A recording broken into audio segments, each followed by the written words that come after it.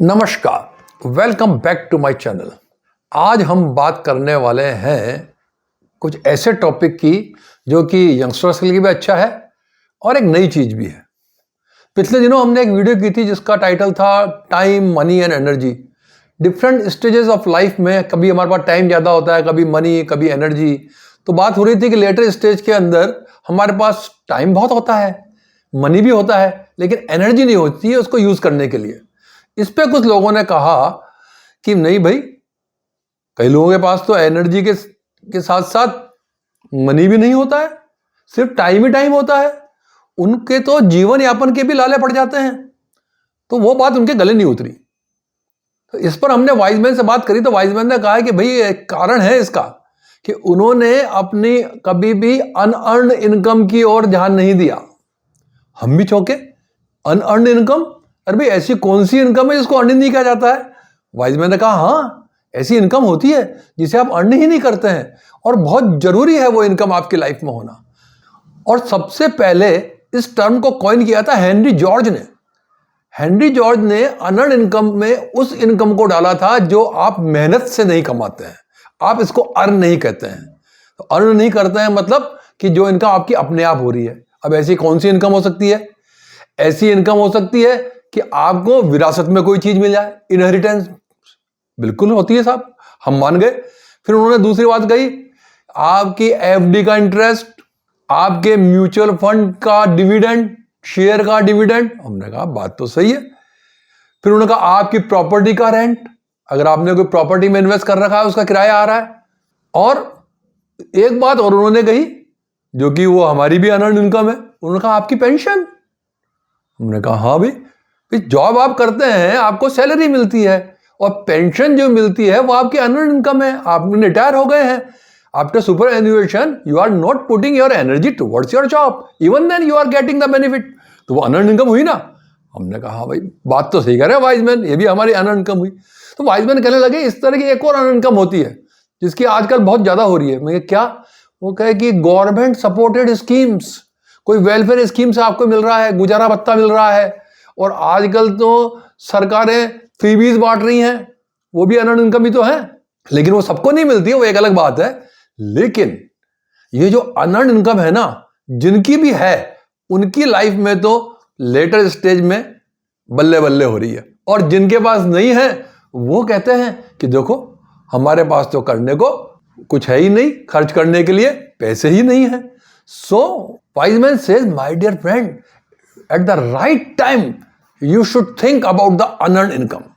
आपकी earn income के साथ साथ अनअर्न इनकम पर भी फोकस कीजिए। हाँ, कुछ लोग इसे पैसिव इनकम भी कहते हैं क्योंकि you are not actively involve in it. जैसे कि अगर किसी बिजनेस में आप स्लीपिंग पार्टनर हैं तो अब क्या हुआ कि आपने उसमें पैसे लगा दिए, दूसरा एक्टिव पार्टनर काम कर रहा है, आप पैसे स्लीपिंग पार्टनर है तो आपके वो पैसिव हो गए, तो वो भी आपकी अनअर्न्ड इनकम हो गई या पैसिव इनकम हो गई। तो इस तरह की इनकम जो आपके पास बिना मेहनत किए आ रही है उसको हम अनअर्न्ड इनकम कहते हैं। हमने वाइजमैन से कहा कि इसको आप कह तो दिया आपने कि बिना मेहनत के आ रही है, लेकिन उसको पैसे को इन्वेस्ट करने के लिए तो मेहनत करनी पड़ रही है ना। अब एफडी कौन किस पैसे की करेंगे? हमने कमाया उसकी, शेयर में, डिविडेंड में हम जो पैसा लगाएंगे म्यूचुअल फंड में, वो कौन सा पैसा लगाएंगे? हमारा कमाई का। तो वाइजमैन कहने लगे हाँ, वो आपकी अर्न इनकम है, लेकिन you have to make it a source for unearned income for later part your life. और आजकल के युवाओं के लिए तो बहुत जरूरी है क्योंकि आजकल पेंशन तो गवर्नमेंट में पहले पेंशन मिलती थी, वो भी बंद हो गई है। तो चाहे आप बिजनेस कर रहे हैं, चाहे जॉब कर रहे हैं, आपको लेटर स्टेज के अंदर इनकम की जरूरत पड़ती है। हमने कहा क्यों भाई, बिजनेस में कहाँ जरूरत पड़ती है? बिजनेस एक बार एस्टेब्लिश हो गया तो उसके बाद तो आता रहेगा ना पैसा। तो वाइजमैन बोले नहीं, ये कोई जरूरी नहीं है। कई बार बिजनेस बाद में जाके भी फेल हो जाते हैं। आपका बड़ा सक्सेसफुल बिजनेस चल रहा था, अचानक वो आपका बिजनेस बंद हो गया। जब समय के साथ नहीं चलने पे कई बिजनेस बंद हुए नहीं हुए? हमने कहा हाँ, हुए तो हैं। और कई बार कैसा होता है कि आपकी औलाद नालायक निकल जाती है।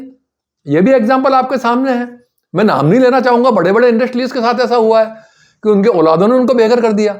अगर उन्होंने अपनी अनअर्न्ड इनकम का कुछ साधन तय कर रखा होता तो शायद उनका बुढ़ापा अच्छा गुजर रहा होता। हम वाइजमैन की बात से सहमत हो गए। हमने कहा बात तो बिल्कुल सही है, अब आप बताइए कि इसमें कहाँ लगाएं पैसे को। अर्न इनकम किस तरह से करें, आपने बता दिया 5-6 नाम, तो इसमें प्रायोरिटी क्या है? तो उन्होंने कहा देखो इसमें 2 चीजें होती हैं, एक होती है सेफ्टी और एक होती है सिक्योरिटी। सिक्योरिटी की हम बात करें तो एफडी है वो सिक्योर है, प्रॉपर्टी है वो भी सिक्योर है अगर अनडिस्प्यूटेड है, तो वहां से आपको रेगुलर इनकम आती रहती है, वो आपकी सिक्योर भी है और आपकी सेफ इनकम भी है। और दूसरी अगर हम बात करें, जैसे कि अगर आप शेयर में अगर आप पैसे लगा देंगे तो वो थोड़ा रिस्की है। उसके अंदर क्या होता है कि वो आपकी स्टडी डिपेंड करता है। अगर कुछ लोगों ने अच्छी स्टडी कर रखी है तो आप शेयर में लगाएं, नहीं तो मेरी राय तो यही है कि better you for the mutual fund. Mutual fund में क्या होता है, एक फंड मैनेजर होता है, वो फंड आपके जो है फंड मैनेजर आपके फंड्स को मैनेज करता है। उसको पता है कि कौन से सेक्टर में ग्रोथ हो रही है, आपका पैसा उस सेक्टर में जाएगा जिसके अंदर हो रही है, तो आपको नहीं करते हुए 14 से 15%, 16% रिटर्न एनुअल मिल जाएगा, जबकि एफडी में आपको मैक्सिमम 7% रिटर्न मिलता है। तो you have better returns in mutual fund, और लॉन्ग टर्म के लिए तो डेफिनेटली अच्छा है। मैं सबके लिए कहता हूं, हर युवाओं को कहता हूं कि राइट टाइम है आप म्यूचुअल फंड में इन्वेस्ट करें। I am not advocating mutual fund, I am just giving the example. Wise man ने बोला कि आप ये मत समझिए कि मैं म्यूचुअल फंड का एक्सपोज पर्सन हूं। हमने कहा नहीं सर, ऐसी बात नहीं है। वाइजमैन बोले किससे भी अच्छी चीज है कि अगर आपके पास पैसा है तो किसी प्रॉपर्टी में इन्वेस्ट करिए, और कॉमर्शियल प्रॉपर्टी में इन्वेस्ट करिए जिसकी रेंटल इनकम होती हो। उसमें क्या है, उसमें 2 बातें होती हैं, एक तो आपकी रेंटल इनकम जो कि आपकी अर्न इनकम आती है, दूसरा क्या होता है कि प्रॉपर्टी का भी वैल्यूएशन होता है, प्रॉपर्टी की कीमत बढ़ती चली जाती है। म्यूचुअल फंड में और शेयर में जरूरी नहीं है कि आपका डिविडेंड कभी अगर ज्यादा मिल गया तो शेयर का भाव भी गिर सकता है, और अगर आपके शेयर के भाव बढ़ रहे हैं तो कभी कभी आपको डिविडेंड पूरा प्रॉपर नहीं मिलता है। म्यूचुअल फंड में भी कभी कभी डिविडेंड कम हो जाता है, अप्स एंड डाउन चलते रहते हैं। If it is for the long term it's okay, if it is short term you sometimes you have to face difficulty. So wise man says my dear friend, इसके बारे में सोचें, always develop a source of unearned income in your life. In your longer term, it will definitely going to give benefits।